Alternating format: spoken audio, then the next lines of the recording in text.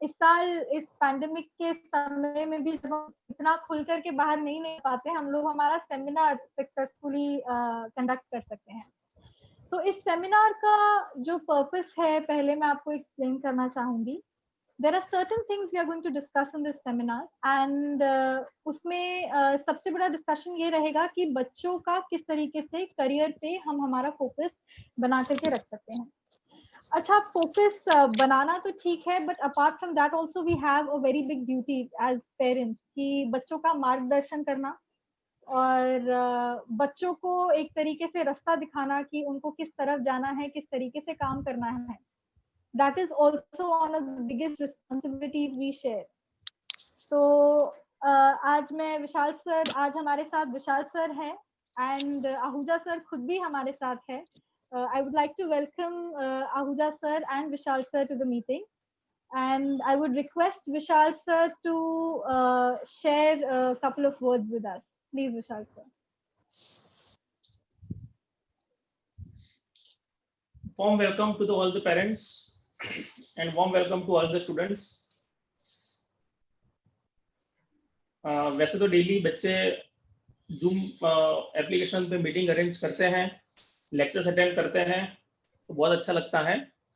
लेकिन आज सारे पेरेंट्स एक साथ हमारे साथ जुड़े हैं इस ऑनलाइन प्लेटफॉर्म के माध्यम से। जो सारे पेरेंट्स हमारे साथ जुड़े हैं तो बहुत ही अच्छा लग रहा है। वो हमारे लिए एक सौभाग्य की बात है कि सारे पेरेंट्स हमारे साथ एक साथ सब जुड़े हैं।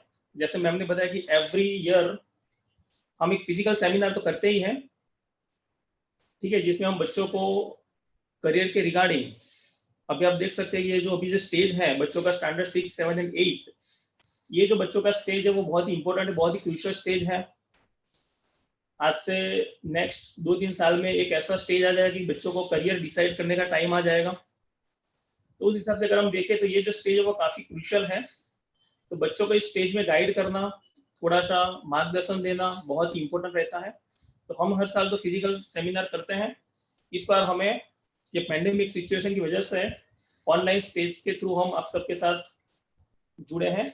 सबसे पहले जितने भी पेरेंट्स हमारे स्टैंडर्ड 7 और 8 के सारे पेरेंट्स आज हमारे साथ हैं, सारे पेरेंट्स को खूब अभिनंदन, क्योंकि ये पैंडेमिक की सिचुएशन में भी आपने अपने बच्चों को पढ़ाने का जो हौसला जारी रखा है और एक कायम रखा है। बच्चों को आपने कोचिंग, बच्चों का जो प्रीशियस फ्री टाइम है इस सिचुएशन में, बच्चे अभी स्कूल में भी नहीं जाते हैं, घर पे बैठ के पढ़ाई कर रहे हैं, तो बच्चों का जो फ्री टाइम आपने यूटिलाइज किया है वो काफी अच्छी बात है। और मैं प्राउड के साथ आपको एक चीज कहना चाहता हूँ कि पूरे अहमदाबाद में या तो लगभग पूरे गुजरात में सबसे पहले ऑनलाइन टीचिंग स्टार्ट हमने ही किया था। 22 मार्च को लॉकडाउन हुआ था और with in end of that month या तो अप्रैल स्टार्टिंग में हमने हमारी बैचेस स्टार्ट कर दी थी थ्रू आवर ऑनलाइन प्लेटफॉर्म। और लगभग काफी बच्चे 250 प्लस स्टूडेंट्स अभी हमारे साथ ऑनलाइन प्लेटफॉर्म के थ्रू कोचिंग ले रहे हैं। तो सारे ही पेरेंट्स को भी खूब खूब धन्यवाद। और बच्चों की भी मैं यहाँ पर तारीफ करना चाहूंगा कि उनको काफी मतलब प्रॉब्लम फेस करते हैं बच्चे ऑनलाइन स्टडीज में, ठीक है। जैसे उनको ऑनलाइन लेक्चर्स अटेंड करना, स्कूल के लेक्चर्स अटेंड करना, फिर कोचिंग के लेक्चर्स अटेंड करना, और सबसे ज्यादा एनर्जी जो अपनी सेंस ऑफ आई है देखने में, जो सबसे ज्यादा एनर्जी अपनी कंज्यूम होती है, फिर भी बच्चे रेगुलर टाइम टू टाइम सारे लेक्चर्स अटेंड करते हैं। तो काफी खुशी होती है। स्टैंडर्ड 7 और 8 के बच्चे खास करके मैं बताऊं तो सारे बच्चों की जो अटेंडेंस है वो 98% से ज्यादा है। स्टैंडर्ड 7 और 8 में मुझे कभी अटेंडेंस लेने की जरूरत ही नहीं पड़ी, ना तो मुझे अटेंडेंस को लेकर के कभी मुझे कंप्लेन करने की जरूरत पड़ी है। काफी एनर्जी है बच्चों में और टाइम टू टाइम सारे के सारे लेक्चर्स बच्चे अटेंड करते हैं। तो सबके अंदर, हर एक बच्चे के अंदर हनुमान जी जैसी एनर्जी और ताकत है, तो बहुत ही अच्छी बात है ये। तो बच्चों को भी जितनी बच्चों की तारीफ की जाए उतनी कम है। मैं यहाँ पर एक छोटा सा सारे पेरेंट्स को भी वेलकम करता हूँ and welcome to our honourable director Shri Rajkumar Ahuja sir. अगर मैं आहूजा सर के बारे में थोड़ा सा आपको इंट्रोडक्शन दूं, आहूजा करियर इंस्टीट्यूट के बारे में थोड़ा सा इंट्रोडक्शन देना चाहूंगा। आहूजा सर ने 1998 में पर्सनल ट्यूशन के थ्रू बच्चों को पढ़ाना शुरू किया था। ये 22 ईयर्स ऑफ स्पान में 22 ईयर्स में हम आहूजा सर के अंडर में लगभग 25,000 से भी ज्यादा बच्चे अब तक पढ़ चुके हैं। अपने मणिनगर और उसके आसपास के जो रीजन्स हैं, ईसनपुर, सीटीएम, वस्त्राल, निकोल, नारोल, ये सारे रीजन्स से बच्चे हमारे यहाँ पर सर के अंडर पढ़ चुके हैं और लगभग ये 22 साल के अंदर 25,000 से भी ज्यादा बच्चे आहूजा सर के अंडर में पढ़ चुके हैं। तो ये बहुत ही बड़ा अचीवमेंट है। और अभी हमारे विद इन 5 किलोमीटर रीजन में आहूजा करियर इंस्टीट्यूट के लगभग 6 ब्रांचेस हैं। निकोल, सीटीएम, वस्त्राल, ईसनपुर, मणिनगर में 2 ब्रांच है। तो काफी बड़ा एक्सपांशन है और काफी बड़ा अचीवमेंट है। I welcome to sir. और सर को मैं अभी रिक्वेस्ट करूंगा कि हमारे जितने भी बच्चे और पेरेंट्स हमारे साथ जुड़े हैं उनको थोड़ा सा मोटिवेट करें और आपकी वैल्यूएबल स्पीच दें। Thank you Vishal sir. Sir मेरी आवाज क्लियर आ रही है? Yes sir, yes, Audible. Welcome to all the dear parents and students.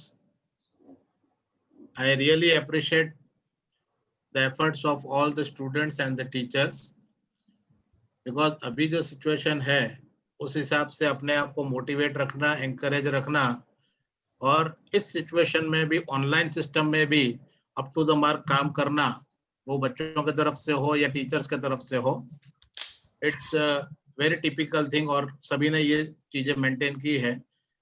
शायद आपको पता नहीं होगा बच्चों, लेकिन मैं रेगुलर आप लोगों का अपडेट विशाल सर से लेता रहता हूँ। आई रेगुलरली आस्क हिम कि ये जो जूनियर डिवीजन के बच्चे हैं वो कैसा परफॉर्म कर रहे हैं, क्या रिजल्ट आ रहे हैं। सबसे पहले मैं आपको बात बताऊं बेटा कि we are very proud to announce that mister Harsh Patel, who was the student of the 12th standard right now 2019-20, उसका जो रिजल्ट आया, that guy is standing first in entire Maninagar and उसका ACPC अगर रैंक देखेंगे तो इट इज 3030, मतलब पूरे गुजरात में उसका ACPC रैंक 30 है और उसको एडमिशन मिला है DAIICT में। आज उसका एक सेलिब्रेशन भी हमने रखा था। ऐसे कई सारे बच्चे हैं जो हैं जिन्होंने DICT, निरमा, PDPO और LD वगैरह काफी सारे कॉलेजेस में SV, NIT में अभी एडमिशन उनका हुआ। सो बच्चों देखो, मैं आपको पहले तो ये बात बता दूं कि आपके पेरेंट्स जो आपके साथ बैठे हैं उनके लिए आपसे बड़ा हीरो कोई नहीं है। और वो जो ये कर रहे हैं, हर फैसिलिटी आपको जो दे रहे हैं, वो सिर्फ इसलिए दे रहे हैं कि आपकी लाइफ जो है वो स्ट्रगल के थ्रू नहीं, बिल्कुल अच्छे से और अच्छी डेवलप हो, आपका एक स्टेटस हो और आप काफी सारी अपॉर्चुनिटीज को ग्रैब करें, काफी सारी चीजों के ऊपर आपका एक होल्ड होना चाहिए, आप एक स्टेटस लाइफ जिए। जो तकलीफें उन्होंने देखी है वो आपको नहीं देखना चाहिए, ऐसा उनका मानना है। अब बेटा ये जो अचीवमेंट्स हैं वो एजुकेशन के बिना नहीं हो सकते। अब एक बात सिंपल से सोच के चलिए कि बड़ी बड़ी मल्टीनेशनल कंपनीज हैं, बड़ी बड़ी कंपनीज जो इंडिया लेवल पे हैं, वर्ल्ड लेवल पे हैं, या आप अपना खुद का बिजनेस करना चाहते हैं, तो उन सब के लिए एजुकेटेड होना, एक वेल क्वालिफाइड होना जरूरी है। हम क्या सोचते हैं कि एजुकेशन लेने से अगर हमको कोई डिग्री मिलेगी तो जॉब मिल जाएगी और हमारा जीवन अच्छा हो जाएगा। ऐसा नहीं होता है। एजुकेशन सिर्फ और सिर्फ जॉब के लिए नहीं किया जाता है, पैसे कमाने के लिए नहीं किया जाता है, बट वो किया जाता है क्वालिटी डेवलपमेंट के लिए। जिसके अंदर क्वालिटीज हैं उनको तो पैसा मिलना ही है, उनके लिए, उनके सामने लोगों को झुकना ही है। मैंने बच्चों से कई बार पूछा है और आप सबसे भी एक छोटा सा क्वेश्चन मैं पूछूंगा। Paul, I would like to ask you, जरा विशाल सर पॉल को अनम्यूट कीजिएगा। Please ask the question. Yes Paul, उसका माइक ऑन करवाइए। Yes sir.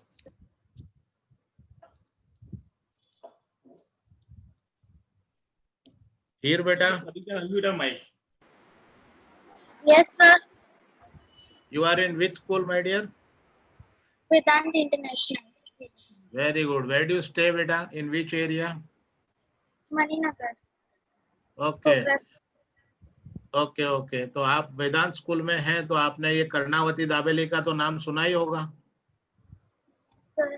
मैं काफी प्रैक्टिकल एग्जांपल दूंगा बच्चों आपको। सुना है बेटा? Yes sir. ठीक है, तो वहाँ कितने रुपए की दाबेली मिलती है बेटा जी? सर वो नहीं पता। अभी 25 रुपीज मान लें? हाँ ओके सर। ओके, तो अगर 25 रुपीज में वो बेच रहा है और लोग लाइन में खड़े होते हैं, ये मैंने देखा हुआ है। अगर उसके पास में कोई लारी वाला 10 रुपए में बेचेगा तो आप 10 वाले लेंगे या कर्नावती से ज्यादा लेना प्रेफर करते हैं? सर कर्नावती से। तो वो तो महंगा बेच रहा है। पर सर उसकी क्वालिटी अच्छी होगी। तो अगर आप क्वालिटी का पैसा दे सकते हैं तो आप में क्वालिटी होगी तो आपको भी लोग देंगे। सर ये सही है बेटा? तो पढ़ाई क्यों की जाती है? मैथमेटिक्स क्या सब्जेक्ट है? मैथमेटिक्स में क्या होता है? हमको एक सम दिया जाता है, मतलब एक सिचुएशन दी जाती है, उसमें एक हिंट दी जाती है कि इसका सॉल्यूशन ढूंढ के दिखाओ। तो लाइफ में क्या होता है, रोज एक न एक प्रॉब्लम आती है, कोई नई प्रॉब्लम आती है, एक सिचुएशन होती है, वहां से निकल के सक्सेस करना है। तो मैथमेटिक्स एक सोचने वाला चीज है। जैसे हर बॉडी के हर पार्ट की एक एक्सरसाइज होती है, तो ये ब्रेन की एक्सरसाइज है। पढ़ाई क्या है? ब्रेन को डेवलप करने की एक्सरसाइज है ना। एग्जाम क्यों होता है? हम लोग सोचते हैं कि 3 घंटे के अंदर गवर्नमेंट फैसला कर देती है कि आप इसके लिए एलिजिबल हो या नहीं हो। तो सही है ना, आप प्रिपरेशन के लिए 1 साल भी तो दिया था। तो आपने उस टाइम पे अपने ब्रेन को क्या ट्यून किया है? आप मुझे बताइए बेटा। सर आप हीर को अनम्यूट कीजिएगा जरा, कथन को अनम्यूट कीजिए। मैं सारे बच्चों को अनम्यूट कर देता हूँ, प्लीज लिसन। मैं सारे बच्चों को अनम्यूट कर देता हूँ, लेकिन सबको आप अभी मत परमिशन करो के साथ। सर, सबको अभी मत करो, क्योंकि बाकी लोग को फिर ज्यादा वॉइस आने की वजह से एडिबल नहीं हो पाएगा। हाँ हीर बेटा, यस सर। देखिए लाइफ में कभी ना कभी तो एक दिन इंटरव्यू फेस करना पड़ेगा। कोई मल्टीनेशनल कंपनी में मैं बोलता हूँ आपको माइक्रोसॉफ्ट, गूगल वगैरह में से ऑफर आएगा, ठीक है? Yes sir. उस दिन वो लोग क्या चेक करेंगे? आपको किस बेस पे जॉब देंगे? कि आपका थिंकिंग प्रोसेस कैसा है, राइट? Yes sir. आपके विचार कैसे हैं? तो बेटा ये चीज समझ लेना कि मेमोराइज स्टडीज से अच्छा है थिंकिंग प्रोसेस वाली स्टडीज। हमने जूनियर डिवीजन क्यों स्टार्ट किया? क्योंकि हमने देखा कि जब बच्चे 11th में हमारे पास आते थे इतने साल तक, तब हम देखते थे कि उनका बेस जो है वो काफी वीक होता था, काफी वीक होता था। उनमें काफी सारे लॉजिकल पॉइंट जो होने चाहिए, बच्चों को अंदर समझ में आने चाहिए, वो उनमें नहीं होते थे। तो हमने एक प्लान किया कि क्यों ना हम ही बच्चों को जूनियर डिवीजन के थ्रू ऐसी सर्विस दें कि वो बच्चे जब 11th 12th में आए तब उनको नया कुछ ना लगे, उनको लगे कि हाँ ये सब तो हमको पहले से पता है। और आपको मैं बताऊं, आज तो विशाल सर ने एक सरप्राइज दी, मेरे लिए तो सरप्राइज ही है। तो मेरे लिए एक मीटिंग अरेंज कर दी, मुझे तो ठीक है आप लोग को गाइड करना ही है बेटा। तो मैं ये चाहूंगा कि हर सब्जेक्ट इम्पोर्टेंट है, मैथमेटिक्स का थोड़ा सा ज्यादा इम्पोर्टेंस रहता है हर सब्जेक्ट से लेवल ऊपर। मैं खुद मैथ्स पढ़ाता हूँ इसीलिए नहीं बोल रहा हूँ, लेकिन आप खुद सोचिए, आपके पेरेंट्स को पूछिए, आपके पास में बैठे हैं ना, जब आपका रिजल्ट आएगा तब वो सबसे पहले आपसे पूछेंगे कि बेटा कितना परसेंटेज आया, और उसके बाद पहला क्वेश्चन क्या पूछेंगे? पूछो कि मैथ साइंस में कितना है। हाँ, किसी ने भी आज तक ये नहीं पूछा कि संस्कृत में कितना है, ये तो नहीं पूछेंगे। तो मैथमेटिक्स को इतना इंपॉर्टेंस क्यों दिया जाता है? क्योंकि ये स्कोरिंग सब्जेक्ट है, स्कोरिंग सब्जेक्ट है, लेकिन ये थॉट प्रोसेस बढ़ाता है आपका, ठीक है? ओके माय डियर्स, पढ़ाई कैसे करनी है मैं आपको ये बता दूं। पढ़ाई के लिए सबसे पहले इंपॉर्टेंट है डिसिप्लिन। आप लोग का एक टाइम टेबल होना चाहिए। मुझे पता है कि अभी लॉकडाउन चल रहा है तो कई बच्चे स्कूल के लेक्चर्स अटेंड करते हैं, नहीं करते हैं, वो बात अलग है बेटा, लेकिन आपका एक टाइम टेबल फिक्स होना चाहिए कि सुबह 7 बजे या 8 बजे से आप एक स्टार्ट करते हैं काम अपना। लेकिन उसमें भी एक इम्पोर्टेंट चीज मैं आपको बताऊं कि 1 घंटे का काम अगर 3 घंटे में आप कर रहे हैं तो भी आप टाइम वेस्ट कर रहे हैं, ये भी याद रखिएगा। ये भी सबसे इम्पोर्टेंट पॉइंट है। कई लोगों का इनपुट होता है 10 घंटे का, मैंने 10 घंटे पढ़ाई की, लेकिन रिजल्ट वो 1 घंटे पढ़ने वाले से भी कम ला रहा है, क्योंकि उसका फोकस नहीं है। तो वो सारे पॉइंट आपको कवर करने हैं बेटा। हम आपके साथ हैं, हमारे टीचर्स आपके साथ हैं। किंजल मैडम मैं जानता हूँ वो हर बच्चे को पर्सनली केयर करते हैं, she is doing well. Vishal sir excellent कर रहे हैं, सारे टीचर्स एक्सेलेंट कर रहे हैं, और मैं भी आपके लिए हर बार उनसे बात करता रहता हूँ। लेकिन किसी भी पेरेंट को कुछ भी काम पड़ जाता है, अगर मेरा भी कोई पर्सनल एडवाइस चाहिए तो डेफिनेटली आई एम अवेलेबल। और विशाल सर, यस सर, मैं इनसे नेक्स्ट वीक या थोड़े टाइम में फिर से एक बार मैं मीटिंग करना चाहूंगा, लेकिन उस टाइम पे मेरा टॉपिक होगा कि career guideline seminar for the students. जैसे 8th से आपको क्या क्या प्रिपरेशन करनी चाहिए आपका करियर डिसाइड करने के लिए, 9th से कैसे करना चाहिए, 10th से कैसे करना चाहिए, उसमें जेई एडवांस क्या होता है, जेई मेंस क्या होता है, नीट क्या होता है, वगैरह वगैरह हर चीज मैं उनसे डिस्कस करूंगा कि आप अपना फ्यूचर कौन सी लाइन में बना सकते हैं, कैसे बना सकते हैं। क्योंकि इसमें एक इम्पोर्टेंट पॉइंट क्या है कि अगर आपको आपका फाइनल डेस्टिनेशन नहीं पता है कि आपको पहुंचना कहाँ है, तो ना आपको रास्ता पता चलेगा, ना चलने की स्पीड पता चलेगी। और वही दोनों इंपॉर्टेंट चीज होती है। आप चले जा रहे हो लेकिन आपको पता ही नहीं कि कहाँ पहुंचना है, वो भी इंपॉर्टेंट नहीं है। तो इंपॉर्टेंट चीज है कि अभी आपको जैसे गाइडेंस दिया जा रहा है विशाल सर के थ्रू, किंजल मैडम के थ्रू, आप प्रॉपरली सारे बच्चों बेटा दिल लगा के पढ़ाई करो। और मैं आपको बात बताता हूँ, यस मिस्टर कथन देसाई सर, कथन को अनम्यूट कीजिएगा। यस सर, और दिया को भी अनम्यूट कीजिए। हीर परीख है, 3 बच्चों को जरा अनम्यूट कीजिए। और उनके पेरेंट्स भी मुझसे बात कर सकते हैं। Tanshika Patil is also there.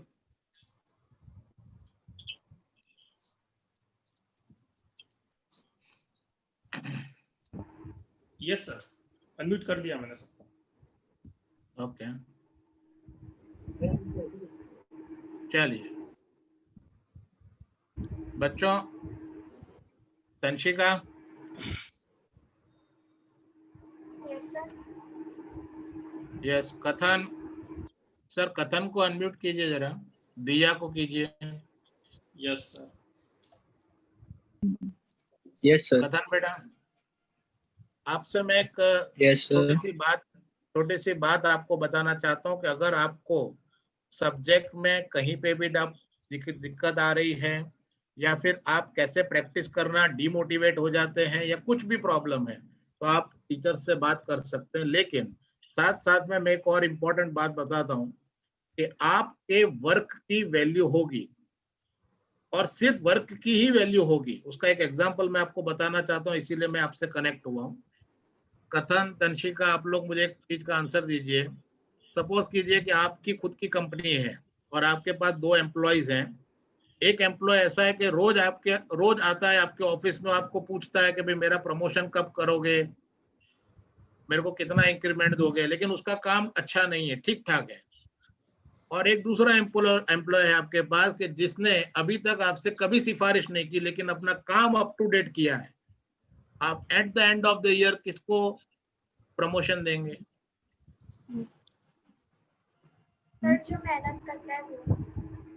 तो बेटा अगर हम हमारी औकात तो देखो इंसान की इतनी छोटी होती है, हम अगर उसका काम देख के उसको प्रमोशन दे सकते हैं, और जो रोज रिक्वेस्ट करता है उसको नहीं दे सकते हैं, तो ऊपर बैठा हुआ भगवान भी तो यही कर रहा है ना, कि अगर आप अपना काम अच्छे से कर रहे हो तो उसके अपॉर्चुनिटी के हिसाब से वो आपको देगा। आप रोज हाथ जोड़ के भगवान से मांगोगे तो नहीं मिलने वाला, ये फाइनल है। ठीक है बच्चों, Yes, it was sir. very nice meeting you all. I am somewhere still in some meeting and some schedule is also there, but it was nice talking to you all, and really best of luck for your bright futures my dear. मैं आपसे फिर वापस connect होने ही वाला हूँ, लेकिन मैं तब आपको बच्चों करियर कैसे बनाना है, क्या क्या चीजें सोचनी है, कैसे उसमें आगे बढ़ना है, हम लोग का गोल कैसे डिसाइड होगा, कब डिसाइड होगा, कैसे आगे बढ़ना है, वो सारी चीजें मैं आपको बताऊंगा। It was very nice talking to you all, beta. See you then. Vishal sir. Yes sir. I take your leave also. So आप please conduct Okay. कीजिए. Yes sir. Thank you so much. Thank you. Thank you. Sir ने अभी एक बहुत बड़ी बात बताई कि आप मेहनत करते जाओ, ऊपर वाला जो भी देगा आपके लिए सही ही करेगा, बहुत ही अच्छा करेगा। उसका बहुत ही बेस्ट एग्जांपल मैं आपको देना चाहता हूँ। एपीजे अब्दुल कलाम का नाम सबने सुना ही होगा, वो अभी हमारे बीच नहीं है। APJ Abdul Kalam south India में एक मछुआरे के घर में उनका बर्थ हुआ था। उनके पास पढ़ाई का बिल्कुल पैसा ही नहीं था। एक छोटी सी झोपड़ी में रहते थे, उनके पेरेंट्स के मतलब उतना वो कैपेबल नहीं थे कि वो अपने बच्चे को पढ़ा पाए। स्कॉलरशिप से उनकी पढ़ाई स्टार्ट हुई, वो पढ़ाई में इतने ही तेज थे, जब 6th स्टैंडर्ड में आए तो वो अपने टीचर के साथ एयरपोर्ट के आसपास घूम रहे तो उन्होंने देखा कि प्लेन जा रहा है, तब से उन्होंने अपना एक गोल डिसाइड किया कि मुझे पायलट ही बनना है। ठीक है, उसके बाद उन्होंने खूब मेहनत करी। 12th स्टैंडर्ड में उन्होंने पायलट बनने के लिए नेशनल डिफेंस एकेडमी की जो एग्जाम आती है, एनडीए, नेशनल डिफेंस एकेडमी की एग्जाम देनी पड़ती है, वो क्वालिफाई करते तब आपको एनडीए में एंट्री मिलती है। एनडीए में एंट्री मिलने के बाद आप पायलट बन सकते हैं। तो उन्होंने वहां पर एनडीए की जो एग्जाम दी उसमें वो फेल हो गए। एनडीए की एग्जाम में वो फेल हो गए। उसके बाद 6 महीने के बाद उन्होंने आईआईटी की प्रिपरेशन करी। आईआईटी की जो एंट्रेंस एग्जाम आती है जेडब्ल्यू, उनकी उन्होंने प्रिपरेशन करी और आईआईटी की एग्जाम उन्होंने क्रैक की 6 महीने के बाद ही। और आईआईटी की एग्जाम क्रैक करने के बाद उनको आईआईटी मद्रास में उनको एडमिशन मिला। आईआईटी मद्रास में भी उन्होंने उतना जबरदस्त परफॉर्म किया कि जितने भी सारे प्रोजेक्ट्स थे सबके उनको हेड बनाया गया। आखिर में वो बहुत ही बड़े साइंटिस्ट बने, अग्नि पुरुष बने, इंडिया के प्रेसिडेंट भी बने और एक संत पुरुष बन के फिर उन्होंने अपने इंडिया में से उन्होंने या तो इस दुनिया में से उन्होंने विदाई ली। तो कहने का मतलब यह है कि अगर वो एनडीए की एग्जाम पास कर लेते हैं तो इतने बड़े व्यक्ति, इतने बड़े बहुत ही अच्छे इंसान अपन को मिल नहीं पाते, इतने बड़े साइंटिस्ट हमको नहीं मिलते अगर वो एनडीए की एग्जाम क्रैक करके पायलट बन जाते हैं। तो डेस्टिनेशन जो है वो आपका डिसाइडेड है, लेकिन उसके लिए आपको सिर्फ मेहनत करनी है और आपका जो भी कैलिबर और पोटेंशियल है उसके अकॉर्डिंग आपको आपका जो भी मंजिल है वो मिलती ही जाएगी।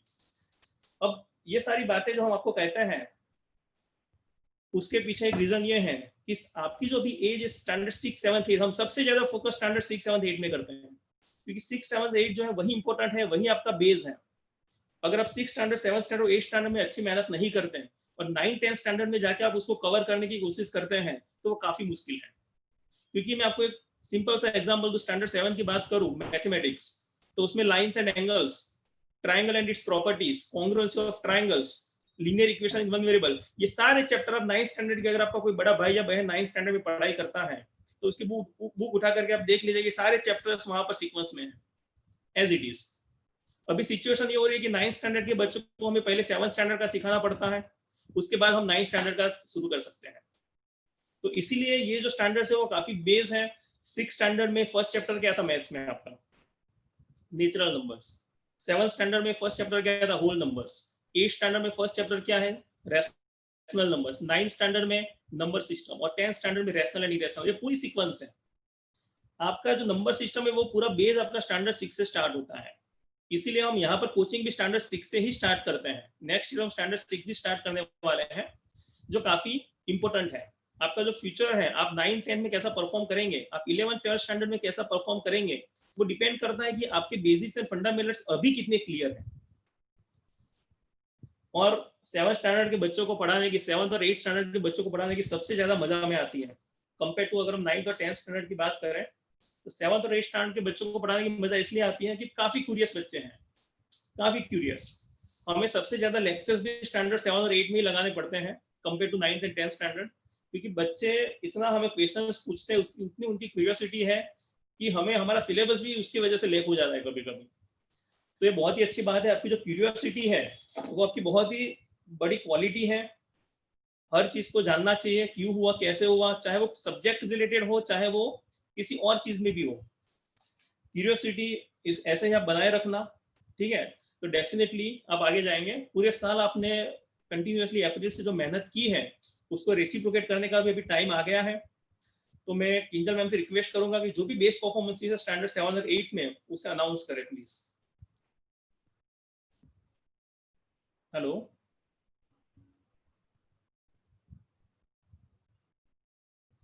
Kinjal ma'am, can you hear me?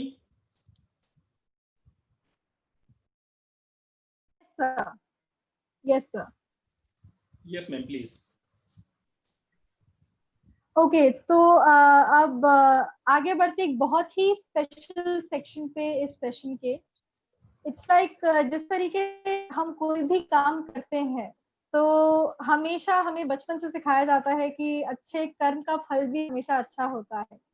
तो वो हमेशा ऐसी चीजें जब हम सुनते हैं हम हमेशा मोटिवेटेड रहते हैं टू डू समथिंग बेटर। तो उसी तरीके से हमारे कुछ बच्चे हैं क्लास में जिन्होंने एक्सेप्शनल परफॉर्मेंस दिया है इन 7th एंड 8th। तो आज उनको उनकी परफॉर्मेंस का रिवॉर्ड देना चाहेंगे हम। तो उनकी परफॉर्मेंस का रिवॉर्ड देते हुए सबसे पहले मैं ग्रेड 7 से शुरुआत करूंगी।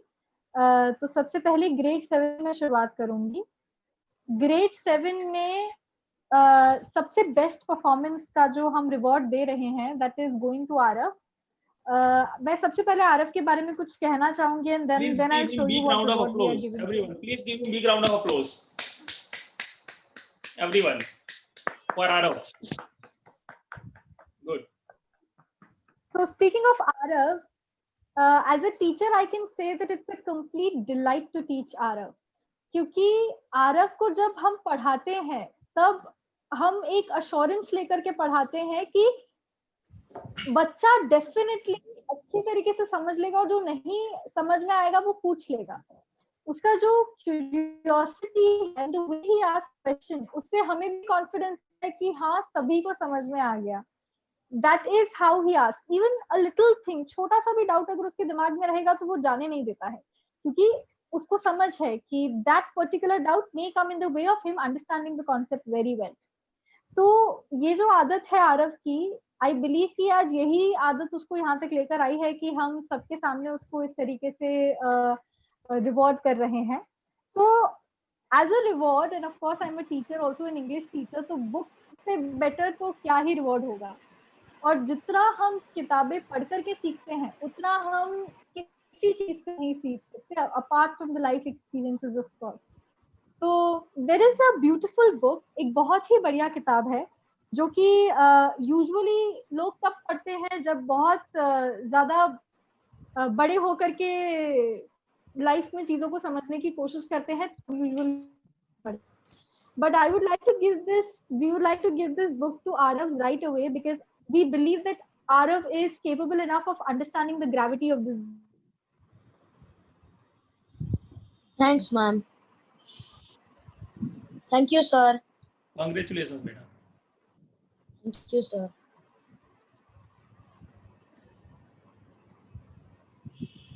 थोड़ा सा नेटवर्क इश्यू है, just a minute please hold.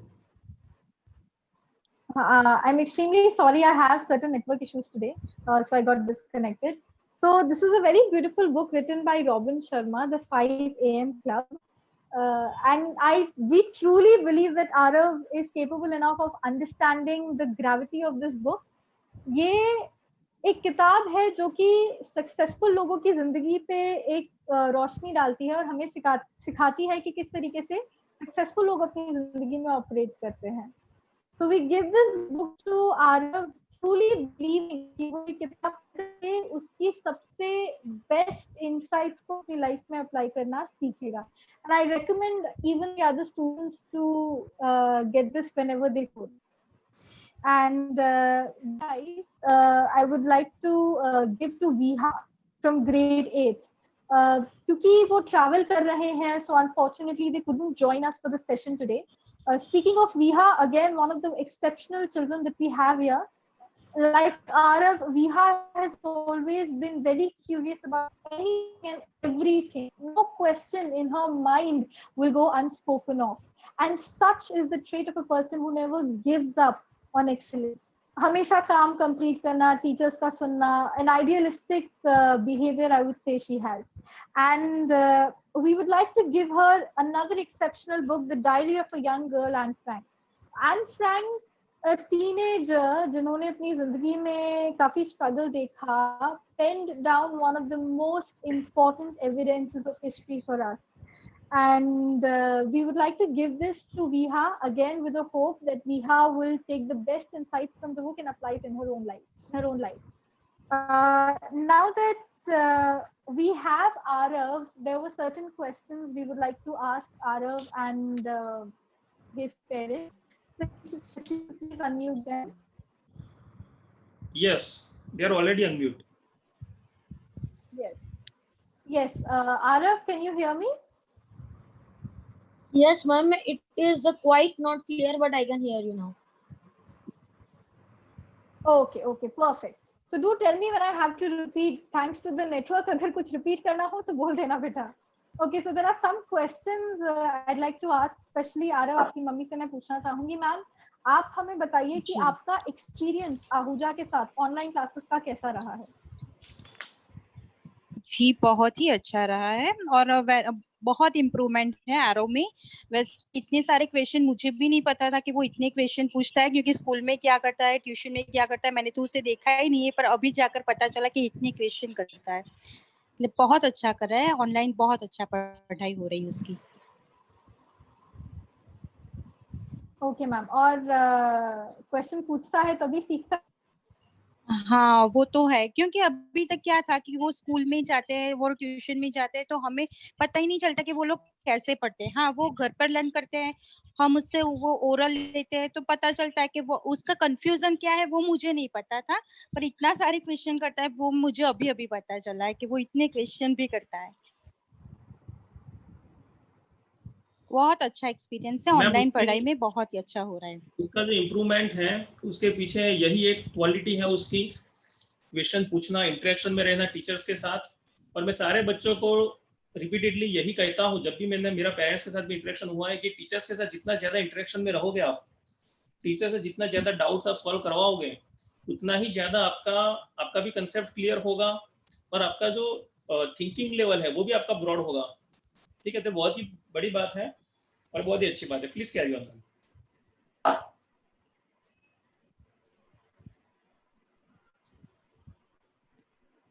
Ji ma'am. Sorry again I got disconnected.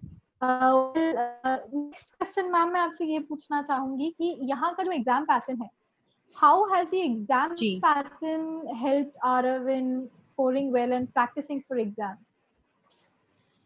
Well उसका पैटर्न बहुत ही आपका अच्छा है, क्योंकि उससे क्या होता है कि बहुत सारी प्रिपरेशन हो जाती है। वो क्या है कि डे बाय डे पढ़ाई होती ही रहती है, तो बहुत ही अच्छा होता है, क्योंकि उसका मीन्स सारी चैप्टर कवर हो जाते हैं और वो एग्जाम के, स्कूल के एग्जाम के लिए भी प्रिपेयर हो जाता है। तो आप लोगों का पैटर्न रियली बहुत ही अच्छा है।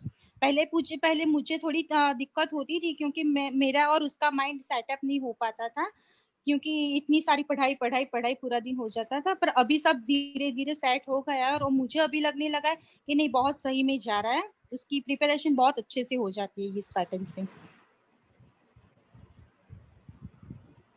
Very well ma'am. और जी किस तरीके का माहौल आपको लगता है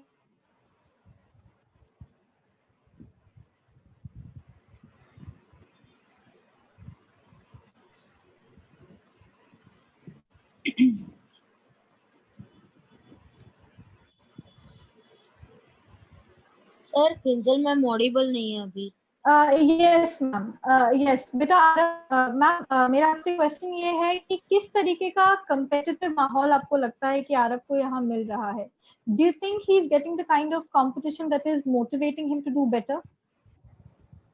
जी अभी मुझे ऐसा लगता है कि अच्छे बच्चे अच्छे ही होंगे, पर अभी थोड़ा और होना चाहिए मेरे हिसाब से। मैं जो ऑनेस्टली बोल रही हूँ वो अभी थोड़ा इम्प्रूव होना चाहिए, क्योंकि कंपटीशन में मुझे ऐसा लगता है कि जब मैं स्कोर देखती हूँ तब लगता है कि अभी कुछ बच्चे ऐसे हैं जो आरओ की कंपटीशन में नहीं आ रहे, ऐसा मुझे लगता है। बाकी पर्सनली पता नहीं, वैसे तो पता नहीं, अभी मुझे ऐसा लगता है जो मैंने बताया।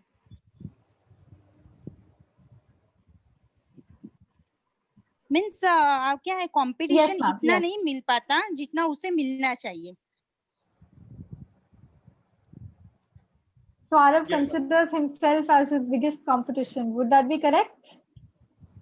जी मुझे ऐसा लगता है कि वैसे जो बच्ची है, मैंने शायद उसका स्कोर अच्छा होता है, हितांशी है, हम शायद कभी कभी बोलते हैं कि चलो चलो ये बच्ची अच्छी है, तो उससे भी अभी उससे कभी कभी उसके मार्क्स कम आते हैं, तो बोलते हैं कि अभी इसको भी कम कंपटीशन तू दे, उससे भी कंपटीशन दे, तो अच्छा लगता है, क्योंकि एक बच्चे कम है कंपटीशन देने के लिए।